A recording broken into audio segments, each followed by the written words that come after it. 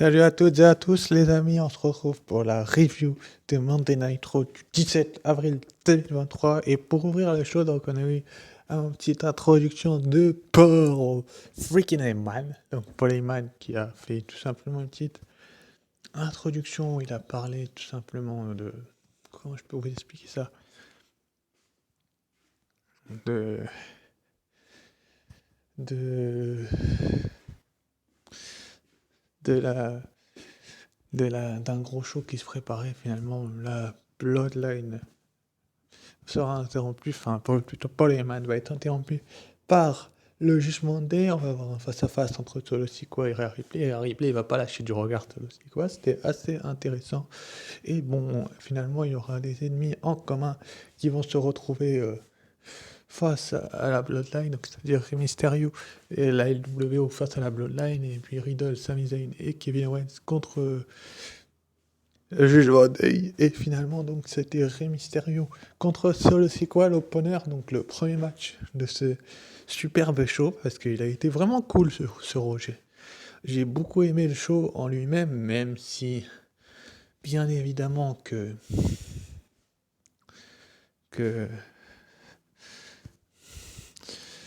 le Solo Sikoa a eu une grande news, enfin des bonnes choses, et a appris pas mal de choses.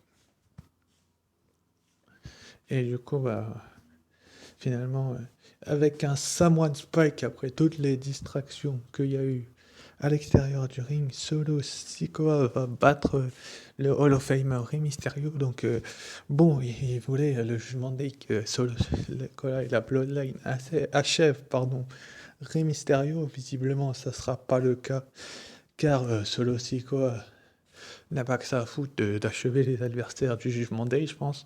Donc c'était plutôt une bonne chose que Solo Sikoa batte Rey Mysterio et qu'il passe à table à la LWO, même si, bon, on se doute que ça va continuer la feud. Ensuite, après, donc, on a eu un segment dans les coulisses un petit peu plus tôt aujourd'hui de Maxine Dupri, Chad Gable et Otis et Adam Pearce. Donc Adam Pearce qui va tout simplement mettre fin à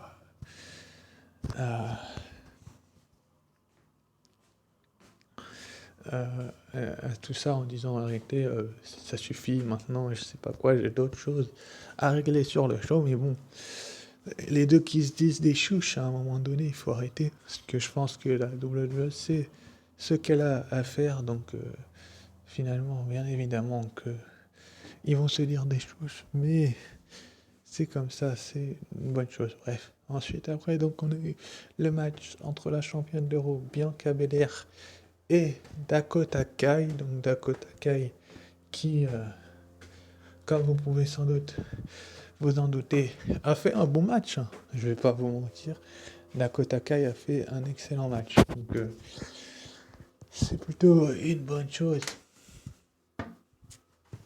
que Dakota Kai ait fait un excellent match, parce que voilà quoi, c'est une grosse victoire pour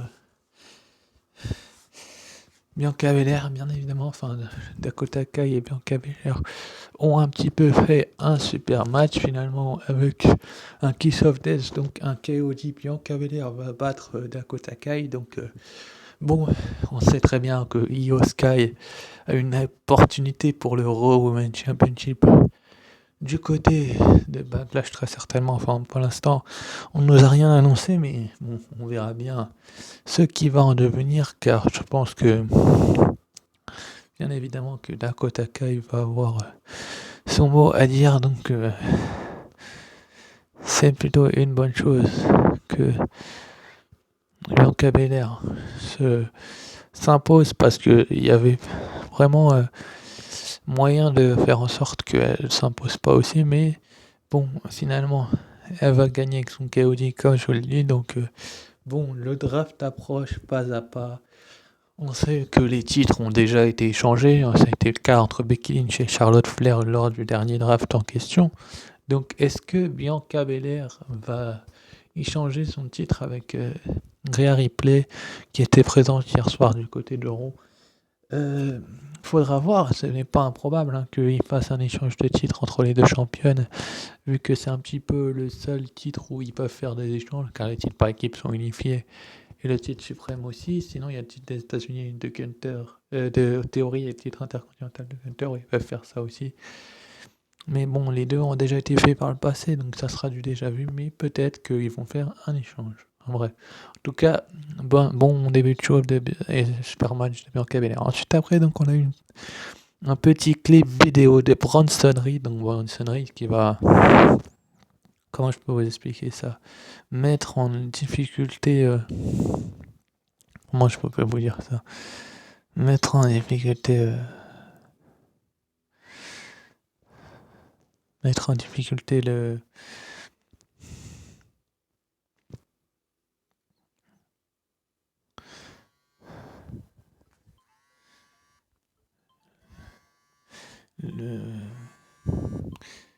Excusez-moi, on m'appelle, je vous répondrai plus tard. Et donc après, on a eu un petit speech entre le Jugement Day.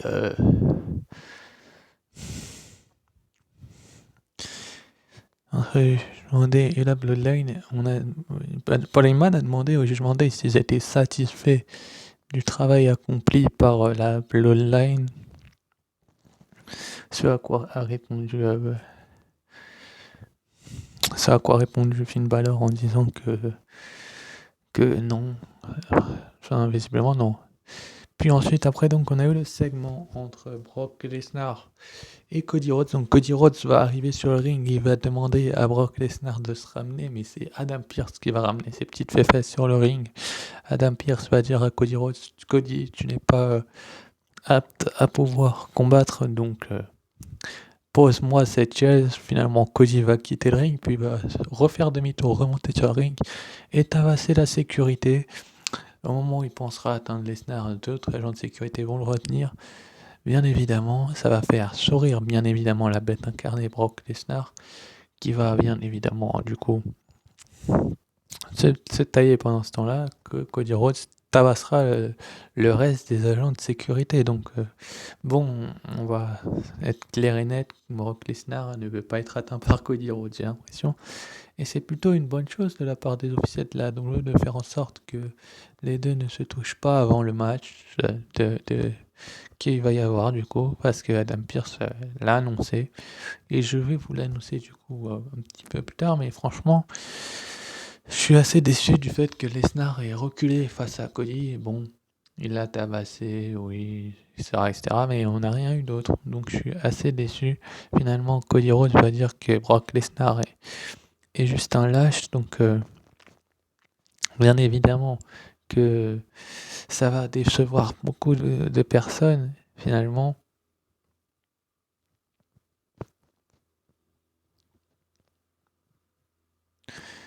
Finalement, ça va décevoir beaucoup de personnes.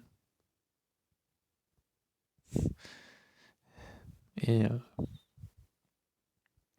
en décevant beaucoup de personnes, Cody Rhodes, on va dire que Lesnar n'est pas un cowboy mais un lâche. Enfin voilà, la promo a été plutôt intéressante.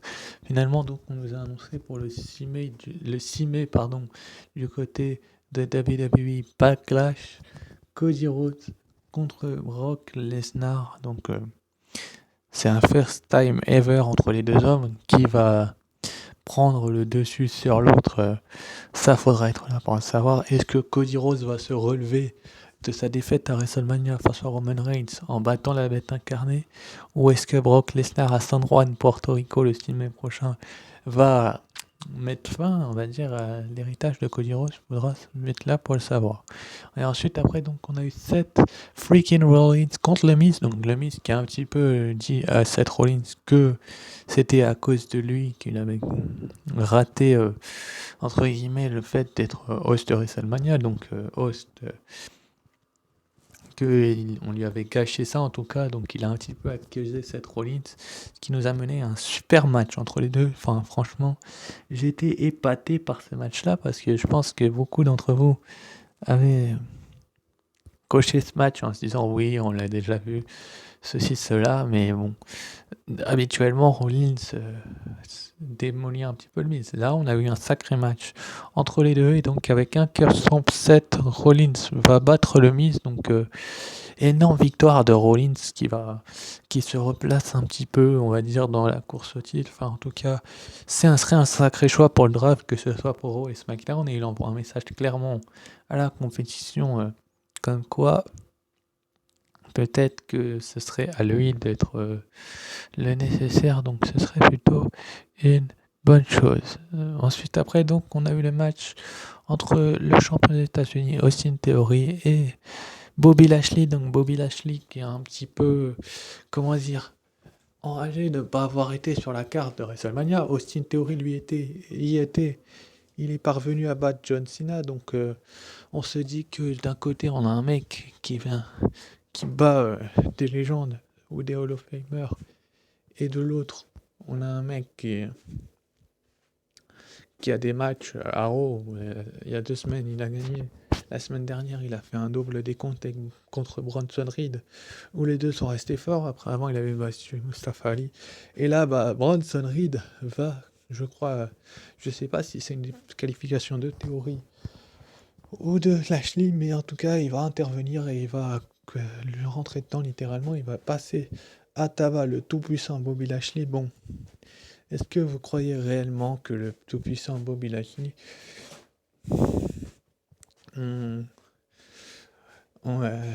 a eu les moyens d'être sur les devants de la scène? Je sais pas du tout. Mais en tout cas, la chose la plus certaine que je peux vous dire, c'est que Lashley a été tabassé, et c'est plutôt intéressant. Ensuite, après, donc, on a eu une petite promo assez intéressante de la nouvelle Trish Stratus. Oui, j'ai bien dit la nouvelle. Je vais l'appeler la nouvelle Trish Stratus parce que, franchement, son speech, il était génial. Bon, et on a qui disent qu'il y avait des fausses suées dans la foule, etc., etc. C'est vrai qu'à l'époque, on aurait peut-être eu une meilleure réaction de la foule. Mais quand même, elle n'a pas tout à fait tort. Becky Lynch a fait le main event de WrestleMania grâce à elle. Et sans elle, il n'y aurait pas de Women's Revolution. C'est exactement ce qu'elle a dit. Et je suis tout à fait d'accord avec elle. Trish Stratus est une légende. Et a obtenu une Women's Revolution pour les meilleures choses. Donc, il y a eu une Women's Revolution. Et finalement, donc, Trish Stratus y est pour beaucoup. Donc, elle a effectivement attaqué Lita pour la mettre en dehors de la picture, de la photo. Et donc, ensuite, après, elle a attaqué Becky Lynch qui n'était pas présente. Et qui a pour une légère blessure au pied, mais c'était prévu, apparemment. Elle avait tweeté qu'elle serait pas là, mais en tout cas, j'ai beaucoup aimé l'attitude de cette nouvelle Trish Stratus. J'ai vraiment hâte d'être au SummerSlam parce que apparemment, on va avoir un match entre les deux très certainement. Bon, des promos aussi, on verra bien, mais ça va être cool. Et c'est un point positif pour moi du show, que cette promo et ce heel turn de Trish Stratus. Ensuite, après, donc, on a eu les aspirantes numéro 1 au titre par équipe féminin, Chelsea Green et Sonia Deville contre Candice LeRae et Michin. Donc Candice LeRae et Michin qui sont deux lutteuses qui, bon, servent un petit peu à mettre en avant les catcheuses prétendantes au titre. Elles étaient dans le match de prétendante au titre d'Euro qui a été remporté par Io Sky la semaine dernière. Là, elles font pareil avec les titres par équipe en affrontant Chelsea Green et Sonia Deville, qui vont bien évidemment remporter cette rencontre parce que on s'en doutait bien que Chelsea Green et Sonia Deville allaient gagner, étant donné qu'elles sont prétendantes numéro 1 au prochain SmackDown au titre par équipe féminin. Donc, si tu les mets pas si tu fais perdre les challengers numéro 1, numéro 1, tu enlèves tout le savoir-faire. Donc c'est une super victoire de Chelsea Green qui va ensuite lancer un gobelet au visage de Liv Morgan qui va vouloir l'attaquer. Raquel Rodriguez, bien évidemment, va la retenir, donc, ou Raquel Gonzalez, c'est comme vous préférez, mais bon, on sait bien que...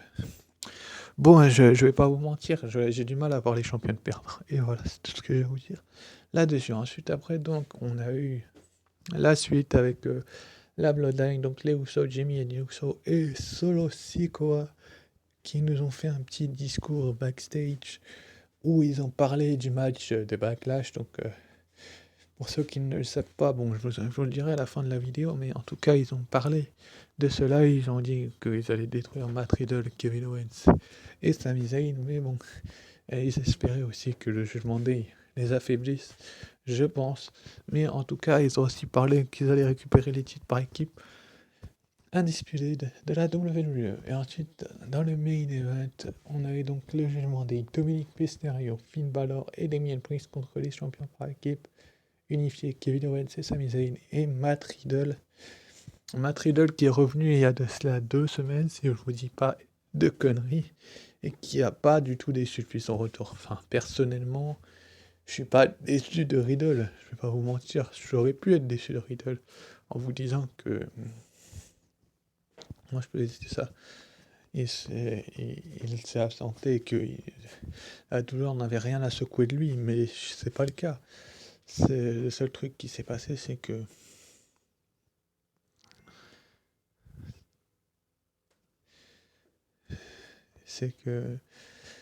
ça a fini en autre boudin finalement. Matt Riddle donc a finalement battu Finn Balor en lui faisant le tomber, donc c'est Matt Riddle qui va offrir, excusez-moi l'expression, mais un petit peu la victoire à son équipe. Donc c'est plutôt une grande victoire en fait que Matt Riddle, Kevin Owens et Sami Zayn gagnent, et ça paraît logique étant donné que pour le moment le Judgment Day n'a rien de prévu pour Backlash, mais bon, je sais très bien que Bad Bunny est de retour la semaine prochaine et que ça va être annoncé. Donc pour le moment, en tout cas, ils n'ont rien de prévu. Je dis bien pour le moment. Mais en tout cas, c'est une super victoire dans un super main event. On a eu un bon show, j'ai trouvé. Surtout la promo de Trish Stratus, mais j'ai trouvé un bon show. Ensuite, après, donc c'est parti en bagarre générale entre la LWO, donc le clan de Rey Mysterio, Joaquin Wilde, Raúl Mendoza et Santos Escobar, la Bloodline. Et le Judgment Day, on s'en doutait que ça partirait en autre boudin entre ces 3 clans-là, qui sont un petit peu les 3 seuls clans de la WWE, donc il fallait bien qu'à un moment donné, ils se frictionnent, ils s'en foutent plein la tronche, donc c'est plutôt cool que la WWE l'ait fait. Et du coup, bah, le fait qu'il l'ait fait, c'est une bonne chose, donc du coup, c'est plutôt une bonne chose, ça donne du piment à la feuille. Ensuite, après, donc, bien évidemment, comme je ne voulais pas vous le dire, mais je vais vous le dire, Kevin Owens, Sami Zayn et Matt Riddle, le match a été annoncé pour le main event de Backlash face à la Bloodline, donc Jimmy et Jey Uso et Solo Sikoa, Roman Reigns étant pas là, il fallait bien trouver un match pour ses cousins, et bah, ça sera contre Riddle et Kevin Owens et Sami Zayn, donc ça va être un sacré match, je pense, à venir, parce que je pense qu'il y a beaucoup de potentiel dans les 2 équipes. Donc est-ce que Bad Bunny va être satisfait à San Juan, Porto Rico d'avoir ce match-là? Je pense que oui, en tout cas, à San Juan, ils ont mis les moyens pour avoir une grosse carte, et les 2 premiers matchs, le Val avec le Lesnar Codier, donc ce match à 6. Sur ce, bah, je vous remercie d'avoir suivi cette vidéo review d'Euro avec une note de... Allez, je vais être gentil, 15/20 pour ce show-là, et je vous dis ciao, bye, à très vite pour une nouvelle review.